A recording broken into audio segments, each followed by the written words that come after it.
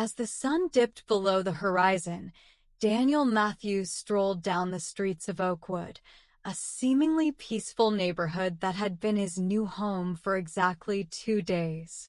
As Daniel walked, he was dressed in a simple blue shirt and jeans.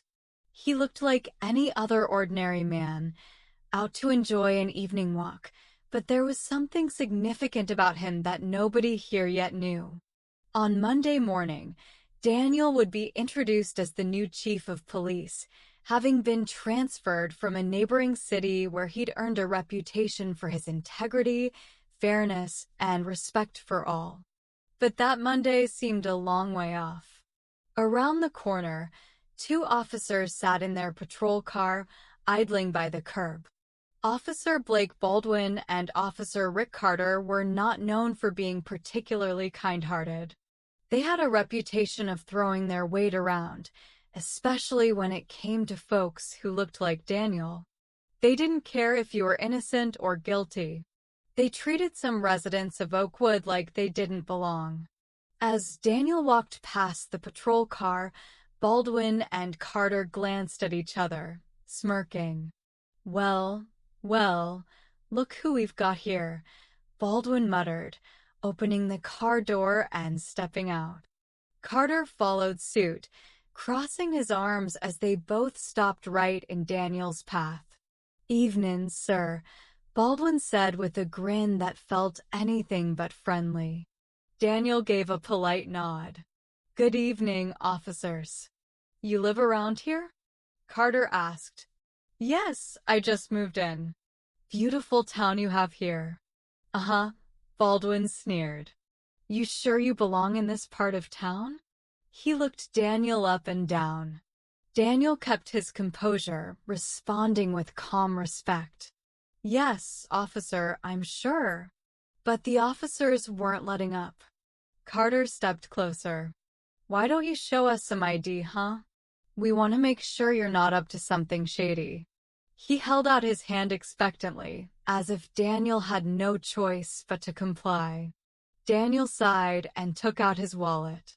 It wasn't his first encounter with such behavior, and sadly, he knew it wouldn't be his last. He handed them his ID without a word. Baldwin snatched it up, barely glancing at it before tossing it back. But then he spotted a small stack of cash in Daniel's wallet and quickly grabbed it too. "What's this?" he asked, fanning out the bills with mock innocence. "Money," Daniel replied evenly. Carter chuckled. "Oh, really? And where'd you get this much cash, Mr. New Neighbor?" Daniel looked Carter directly in the eye. "I suggest you give that back." "Oh, you suggest?" Baldwin scoffed. "Look, you might get away with this kind of attitude somewhere else, but in Oakwood, we call the shots." Daniel's patience was running thin, but he chose to remain calm. "All right, officers. I've tried being polite, but I'd appreciate it if you return my money and let me continue my evening." But the officers only laughed and stuffed the bills into their own pockets. At that moment, another car pulled up quietly beside them. Chief Adamson, the former head of Oakwood's precinct, had come by on a routine patrol, curious about the new chief's neighborhood. And to his shock, there was Daniel, standing in the middle of the sidewalk, blocked by two of his own officers. Chief Adamson stepped out of his car, his face stern as he assessed the situation. "Officers Baldwin, Carter, what exactly is going on here?" The two officers froze, startled by the chief's sudden appearance. They stammered, quickly stepping away from Daniel. We were just making sure everything was fine, sir," Baldwin mumbled, an uneasy look on his face. Adamson's eyes narrowed. "Daniel Matthews, it's a pleasure to see you," he said warmly, ignoring the officer's shock. "Oakwood is lucky to have you as our new chief." Daniel nodded. "Thank you, Chief Adamson." The two officers blanched as realization dawned on them. The shock that washed over Officers Baldwin and Carter was almost tangible. The air grew thick as they realized their mistake, their faces paling as they processed the new chief's identity. Baldwin swallowed hard, his fingers twitching near the pocket where he'd stuffed Daniel's cash. Meanwhile, Carter's confident stance faded as he looked away, avoiding Daniel's gaze.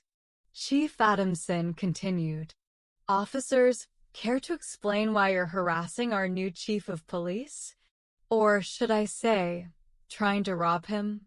The officers exchanged nervous glances, stammering in response. "Sir, we didn't know he was the new chief," Carter finally managed, his voice shaking. Adamson wasn't swayed. "And would that have made a difference? Isn't it your duty to serve and protect every citizen in Oakwood, not bully them?" Baldwin was at a loss for words, his face red with embarrassment. We thought he was just, someone suspicious." Daniel kept his gaze steady, neither angry nor forgiving, but he let the silence speak for itself. The moment hung heavy between them, and the officers could feel the weight of their error. Daniel decided to finally break the silence, keeping his voice calm but firm. "It's your job to investigate, yes, but it's also your job to show respect to everyone you encounter. Now, you stole my money. Care to return it?" Baldwin quickly pulled the crumpled bills out of his pocket, handing them back with a trembling hand. I'm sorry, Chief," he stuttered, his voice barely above a whisper. Daniel took his money, tucking it back into his wallet. "I hope this serves as a lesson," he said, his tone even. "This department is here to set an example, and that includes every single officer, starting with you too." Chief Adamson crossed his arms, his expression still stern. "There will be consequences for this," he added, his voice low. "Tomorrow, you'll both report to my office at 9 a.m. sharp. We'll be having a conversation about what it means to wear this badge." The officers nodded, their heads hanging low as they mumbled apologies, stumbling over their words. They couldn't bring themselves to look Daniel or the chief in the eye, and as they stood there, guilt and shame weighed on them like never before. Finally, Chief Adamson motioned toward the squad car. "Back to your patrol. And I suggest you take the time to think about the duty you swore to uphold." Without another word, the officers slunk back to their car, each of them quieter than Daniel had ever seen. Chief Adamson watched them go, his face a mix of disappointment and frustration. Then he turned to Daniel, his expression softening. "Daniel, I'm truly sorry you had to experience that, especially on your second day here," Adamson said. "I assure you, Oakwood's precinct has good officers, but it seems a few have been slipping under the radar." Daniel nodded. "Thank you, Chief. I believe every department has its challenges. I'm here to help make a positive change." Adamson's expression softened further. "I know you will. And for what it's worth, you handled that better than most. They'll think twice before trying anything like that again." With a firm handshake, the two men parted ways. As Daniel walked back to his new home, he felt a mixture of emotions, disappointment, resolve, and a renewed sense of purpose. He wasn't just there to wear a badge, he was there to build respect, not just for himself, but for every member of the community who'd felt what he had tonight. Back in their patrol car, Baldwin and Carter drove through the quiet Oakwood streets in silence. The weight of their actions hung heavy between them, and it was clear that this mistake would haunt them for some time. Monday morning arrived with a quiet tension in the air. The precinct bustled as usual, but whispers circulated as word of the weekend incident spread.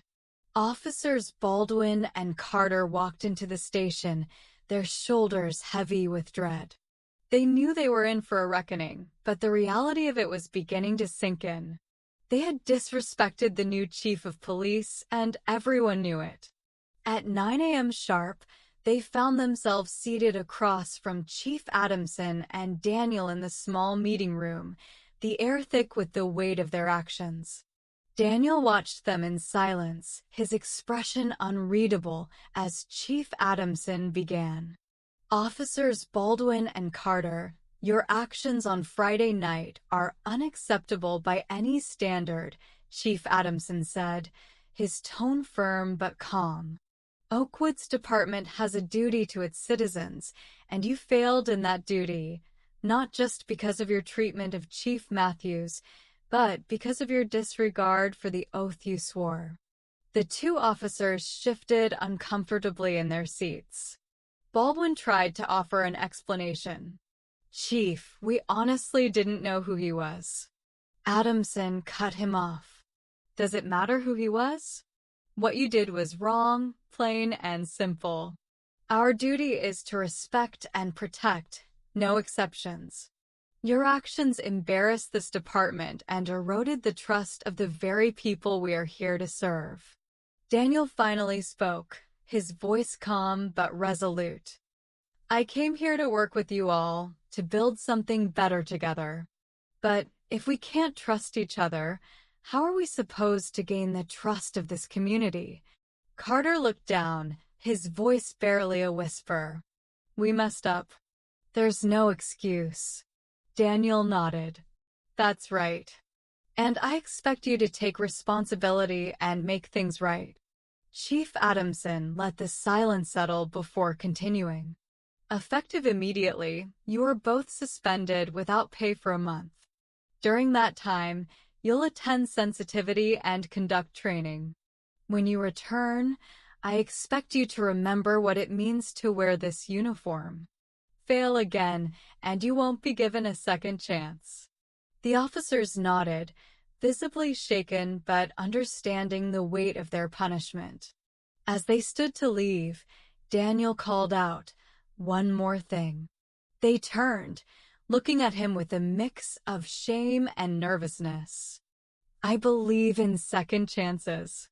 Use this time to reflect on what it means to wear that badge with honor. You owe it to yourself, to the department, and to everyone in this community. Don't let this happen again.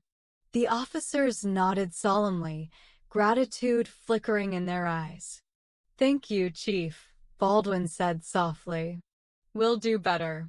When they left, Chief Adamson turned to Daniel with a small, approving smile. You handled that well. They'll think twice before they repeat that mistake. Daniel nodded. I hope so. This department, this town, everyone deserves better. The weeks passed, and the ripple effect of the incident was felt throughout Oakwood. Baldwin and Carter returned to work a month later, humbled and more respectful. Their actions on the job reflected the lessons they'd learned, and slowly but surely, they began to earn back the respect they'd lost.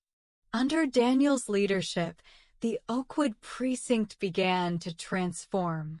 Respect became the rule, not the exception, and officers took their duties more seriously, focusing on integrity and honor.